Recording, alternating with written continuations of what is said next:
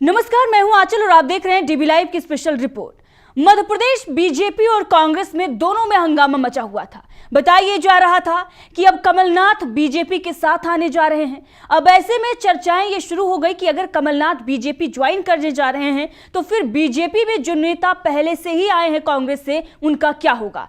ज्योतिरादित्य सिंधिया को लेकर सवाल खड़ा होने लगा और उसके बाद जो दिल्ली बीजेपी के नेता है वो भी इसका विरोध करने लगे। अब ऐसे में तजिंदर पाल बग्गा का जो तमाम बड़े उनके ट्वीट आए वो भी चर्चा का विषय बने हुए थे।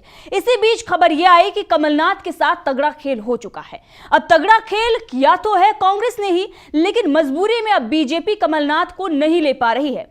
क्या है पूरा मामला, ये आपको बताएंगे और ये भी दिखाएंगे कि किस तरीके से कमलनाथ के करीबी के सुर बदल चुके हैं और कमलनाथ अब बैकफुट पर आ गए हैं। कमलनाथ ने होशियारी करते हुए कांग्रेस को छोड़कर बीजेपी में आने की एक तरीके से रणनीति बनाई थी। बताया यह भी जा रहा है कि इसीलिए छिंदवाड़ा से सीधे वो दिल्ली पहुंचे थे। दिल्ली आकर वो बीजेपी के तमाम बड़े नेताओं से बार्गेनिंग कर रहे थे। इसी बीच खबर यह पता चली कि अब बीजेपी ने उन्हें लेने से मना कर दिया है।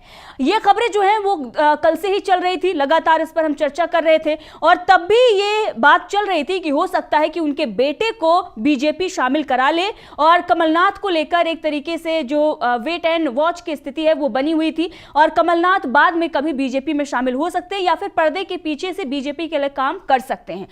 कमलनाथ की क्या मजबूरी है, क्या मजबूरियां उनकी हैं, उस पर भी हम चर्चा करेंगे। लेकिन उससे पहले आपको बताते हैं कि अब ये पूरी तरीके से साफ हो गया है कि कमलनाथ को बीजेपी ने लेने से मना कर दिया है और इसके पीछे कांग्रेस की ही रणनीति है। क्या रणनीति है, इस पर आगे चर्चा करेंगे। लेकिन कमलनाथ के बेहद करीबी सज्जन वर्मा क्या कुछ कह रहे हैं, जरा उनको भी सुन लेते हैं। किस तरीके से उनके सुर बदले बदले नजर आ रहे हैं, सुनिए सज्जन वर्मा का ये बयान।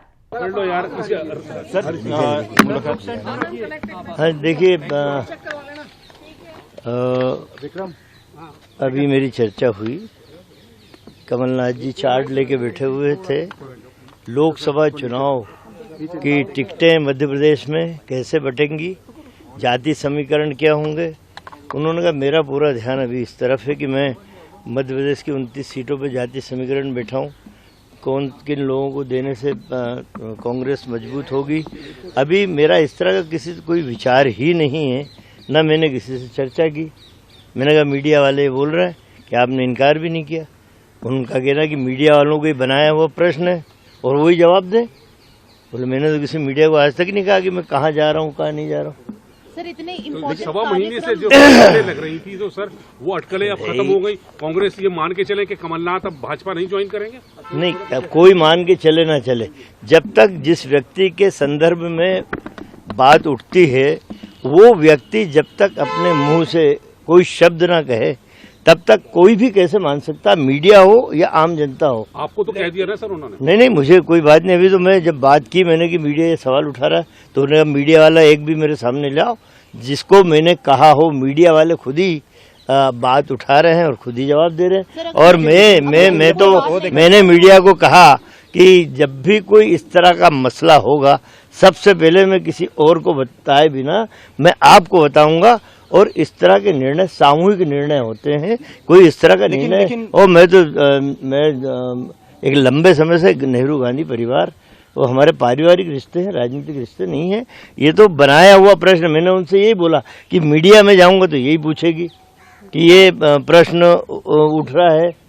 आपने एक बार भी बोले, मैंने जब किसी बात को हाँ ही नहीं कही तो ना किस बात की करूँ। अब वो देखिए, वो तो न्याय यात्रा मध्य प्रदेश में आने वाली है। 2 जगह सभाएं हैं, दतिया में है और ग्वालियर में है।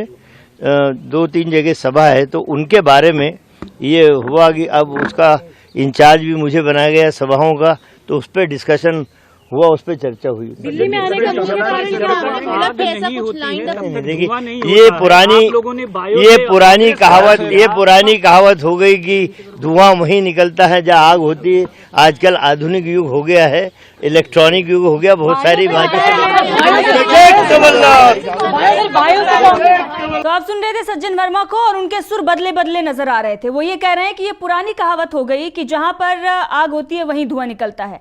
आज आधुनिक जो है युग आ गया है और सब कुछ बदला बदला है, और तो बदले बदले उनके सुर भी नजर आ रहे हैं। लेकिन जिस तरीके से सज्जन वर्मा ये कह रहे हैं कि लोकसभा चुनाव की तैयारी कर रहे हैं, कमलनाथ उनसे बातचीत हुई, यही सज्जन वर्मा है जो अभी मीडिया में ये कह रहे थे कि उन्हें कमलनाथ को मान सम्मान नहीं मिल रहा है, उनके मान सम्मान को ठेस पहुंची है। तमाम दावे इनकी तरफ से ही किए जा रहे थे, यहां तक कि ट्विटर बायो और डीपी में चेंजेस इनके भी आए थे, और जिसके बाद से ही चर्चाएं शुरू हो गई थी। यहां तक कि ये दिल्ली इसीलिए पहुंचे हुए थे क्योंकि इन्हें ऐसा लग रहा था कि कमलनाथ बीजेपी में जा रहे हैं और ये भी घर छोड़कर बीजेपी में जाने की तैयारी कर चुके थे, और आज इनके सुर बदले हुए हैं। हालांकि कमलनाथ को लेकर जो है वो अभी भी चर्चाएं चल रही हैं, और दूसरी तरफ बातें ये भी चल रही हैं कि हो सकता है नकुलनाथ को बीजेपी ले ले।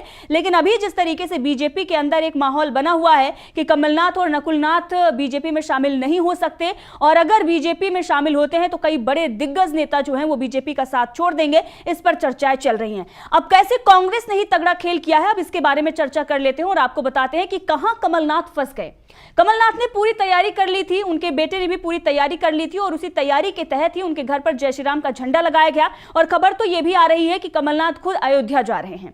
तो ये सारी चीजें जो हैं वो इसीलिए की जा रही हैं क्योंकि हृदय परिवर्तन जो है वो कमलनाथ का, उनके बेटे का हो चुका है, और कभी भी बीजेपी ज्वाइन कर सकते हैं, इसीलिए ये चर्चाएं चल रही थी। लेकिन अब बीजेपी ने अगर लेने से मना किया है, मजबूरी उनकी जो है वो, एक तो मजबूरी है कि बीजेपी के अंदर के तमाम बड़े नेता विरोध कर रहे हैं। उनका यह कहना कि अगर कमलनाथ आएंगे तो फिर अभी तक हम उन पर आरोप लगाते आए हैं। तजिंदर पाल बग्गा ने तो हंगर स्ट्राइक तक कर दी थी, आप तस्वीरें देख रहे हैं। तजिंदर पाल बग्गा लगातार अपने नेता और जो भी कार्यकर्ता है उन्हें आश्वासन दे रहे हैं कि ऐसा हो ही नहीं सकता है, क्योंकि बीजेपी ये कह रही है, उसके जो बीजेपी के जो नेता है वो ये कह रहे हैं अपने आला कमान से कि देखिए अगर कमलनाथ आते हैं तो अभी तक हम उन पर आरोप लगाते आए हैं। जब वो मुख्यमंत्री थे तो उन्हें मुख्यमंत्री पद से हटाने के लिए तमाम जो है आरोप हमने लगाए, और कांग्रेस पर अभी तक इसीलिए आरोप जो है वो बीजेपी लगाती आई है कि जो 1984 में जो कुछ भी हुआ उसके जिम्मेवार कमलनाथ थे, और कमलनाथ को आपने बड़ा बड़ा पद दिया, कमलनाथ को आपने आगे बढ़ाया। तो जो आरोप बीजेपी लगाती आई है वो आरोप उस पर भी लगेंगे, और 1984 के जो दंगे हुए, जो कुछ भी हुआ उस पर एसआईटी का गठन हुआ, जो जांच चल रही है उसकी रिपोर्ट जो है वो आने वाली है 23 अप्रैल को। अब ऐसे में कमलनाथ बीजेपी में जाने के लिए एक बड़ी रणनीति बना रहे थे, और इसीलिए वो शायद जाना चाह रहे थे, ये चर्चाएं चल रही हैं। लेकिन एक तरफ बीजेपी तो मजबूर हो गई कि सिख वोट बैंक जो उसका है, जहां जहां पर दिल्ली में और पंजाब में जो कुछ भी उसका जनाधार बचा हुआ है वो सिमट जाएगा, तमाम जो बड़े नेता है वो नाराज हो जाएंगे। और सबसे बड़ी बात यह है कि ज्योतिरादित्य सिंधिया को लेकर एक खबर आई कि ज्योतिरादित्य सिंधिया कांग्रेस के संपर्क में बताए जा रहे थे। बताया यह जा रहा था कि ज्योतिरादित्य सिंधिया ने इस बात को तय कर लिया था कि अगर कमलनाथ और उनके बेटे बीजेपी में शामिल होते हैं, कमलनाथ अगर बीजेपी में आते हैं तो फिर वो कांग्रेस ज्वाइन कर लेंगे, फिर वो कांग्रेस में वापसी कर लेंगे। और उनकी बातचीत जो है वो कांग्रेस से चल रही थी, अंदर खाने जो है वो बातचीत हो रही थी। अब जो राजनीति इस वक्त चल रही है उसमें कहां कौन पलट जाए, कौन किसके साथ आ जाए, इसका कुछ पता नहीं है। ऐसे में ज्योतिरादित्य सिंधिया अगर कमलनाथ आते बीजेपी में तो वो कांग्रेस में जा सकते थे, और बीजेपी को एक तगड़ा झटका लग सकता था। इसीलिए बीजेपी ने कमलनाथ को लेने से मना किया है, और खेल जो है यहां पर कांग्रेस ने ही किया है। कांग्रेस ने ज्योतिरादित्य सिंधिया से संपर्क बनाया, और उसके बाद अब कमलनाथ बुरी तरीके से फंस गए हैं। तो कांग्रेस ने भी अपने दरवाजे बंद कर लिए हैं। अब भले ही उनके जो करीबी हैं सज्जन वर्मा ये कह रहे हैं कि वो लोकसभा चुनाव को लेकर तैयारी कर रहे हैं, और राहुल गांधी ने फोन पर बात की है, ये सारी जो चर्चाएं चल रही है, लेकिन राहुल गांधी किसी भी तरीके से कमलनाथ से ना तो वो उन्हें रुकने के लिए कह रहे हैं, ना ही कोई बातचीत हुई है। सूत्रों के हवाले से यह खबर आ रही है कि राहुल गांधी ने कोई बातचीत नहीं की है। कमलनाथ जाने का मन बना चुके थे, और कांग्रेस ने इस बात को स्वीकार भी कर लिया था कि अगर कमलनाथ जा रहे हैं ठीक है, उनकी मर्जी।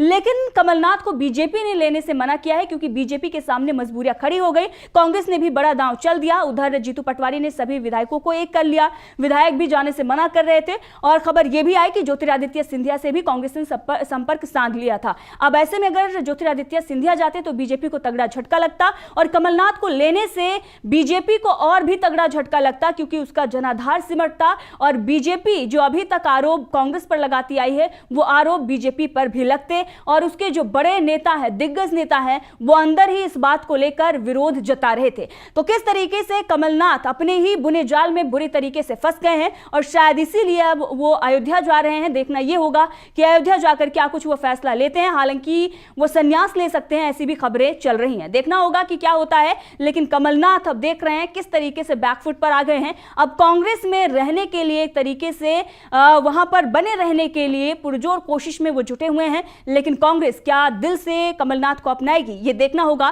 क्योंकि इससे पहले विधानसभा चुनाव में जो कुछ भी कमलनाथ ने किया उसकी चर्चाएं होती रही। आलोक शर्मा ने एक बड़ा बयान दिया था, जिसके बाद उन्हें नोटिस भी थमा दिया गया। लेकिन सारी चीजें अब खुलकर सामने आ चुकी हैं कि कमलनाथ अगर बीजेपी में नहीं शामिल होते हैं तो वो पीछे से भी बीजेपी का समर्थन कर सकते हैं, उसे फायदा पहुंचा सकते हैं। जो कुछ भी कांग्रेस को अभी तक लगता आया है, जो उनके जो नेता हैं वो कहते आए हैं, वो अब सच साबित होता हुआ नजर आ रहा है। तो बड़ी जिम्मेदारी कांग्रेस में कमलनाथ को मिलती है या नहीं मिलती है, यह भी देखने वाली बात होगी, क्योंकि जीतू पटवारी को अध्यक्ष का पद इसीलिए दिया गया था क्योंकि कमलनाथ कहीं ना कहीं बीजेपी के लिए अंदर खाने से काम कर रहे थे। इस बात का अंदेशा कांग्रेस हाईकमान को लग गया था। तो देखते रहिए डीबी लाइव, मैं आंचल।